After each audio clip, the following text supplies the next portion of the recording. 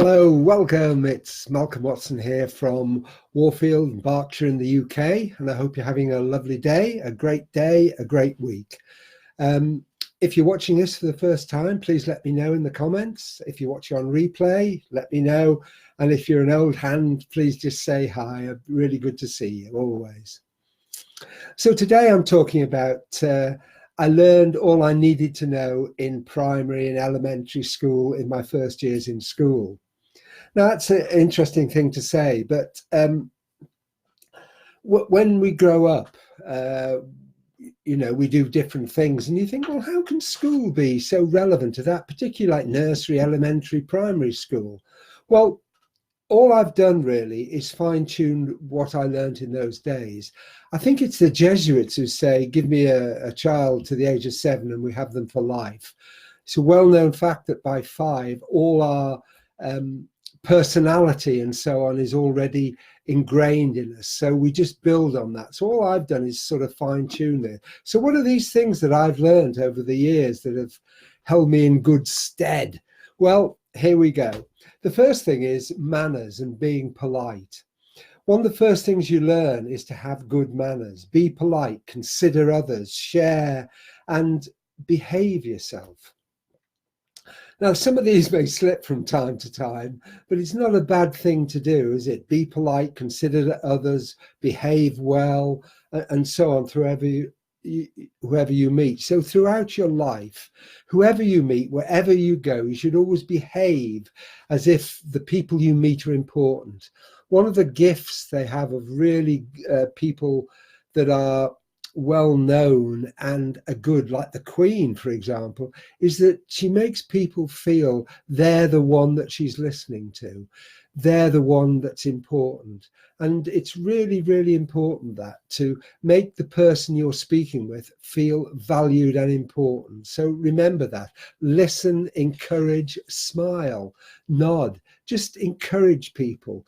Remember, as I said last week, we have 2 ears, so maybe we should listen twice as much as we talk. A good thing for me to say. So the next thing is, we've been polite. The next thing is choosing your friends. Now, I've said before, friends are those people who know all about you and still like you. But when we're young, we want to be liked. When we're teenagers, we want to be popular. You look at social media today and people just want to be liked. They want to be popular. And that's a basic gift in life to all of us. We all want to be loved. We all want to be liked. But it's one of the many lessons we learn as we grow up is to choose and decide who to associate you with. We are what a reflection of the 5 people we spend most time with. So obviously you need to choose carefully.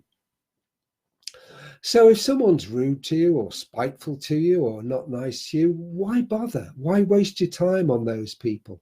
It's a bit like pearl fishing. If you find a pearl, you nurture it. If you don't, you just put it back and leave them alone and let them carry on.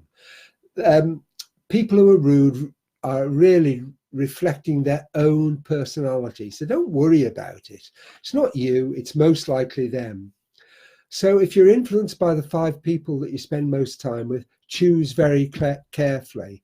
I also like what Eric Warrior said. If one of those people leaves your circle, and it'll happen.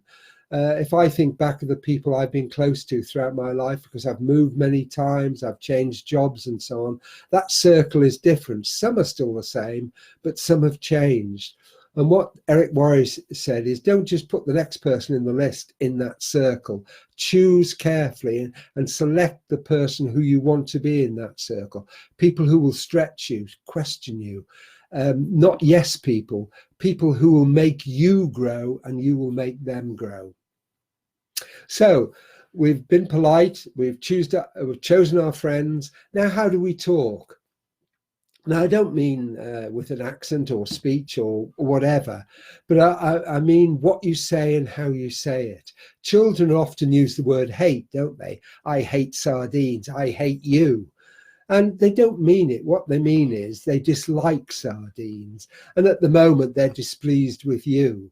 But the word hate is a terrible word and shouldn't be used.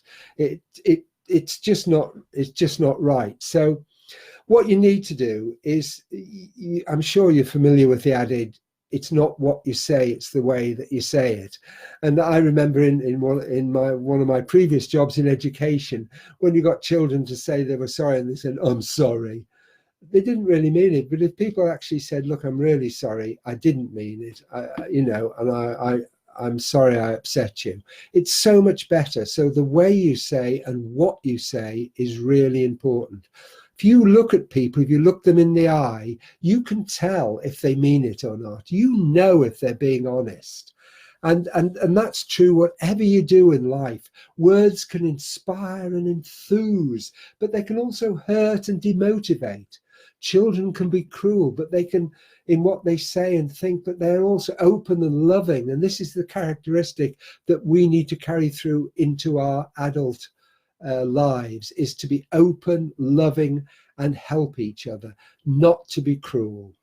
Never be cruel. Never, ever be cruel. End of story, period. So the next bit is what to do. This is really very important, and of course is the opposite of what not to do, which we'll cover.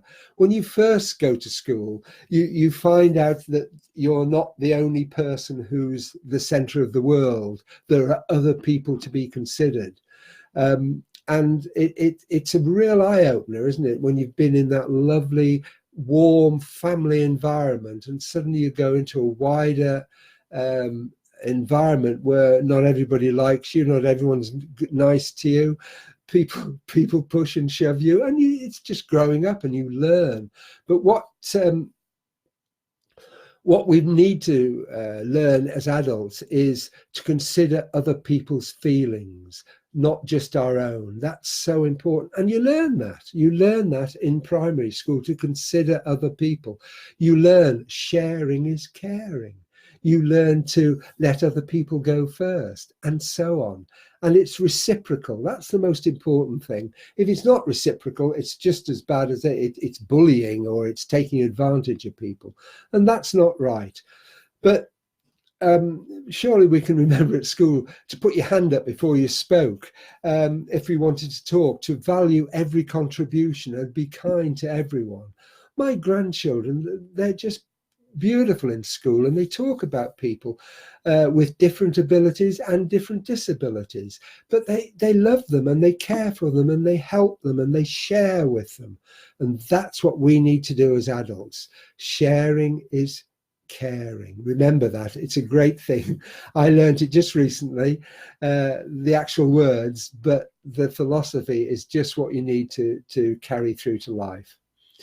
And then finally, learn about the value of money, because that's maybe the most important thing that we learn, is the value of money.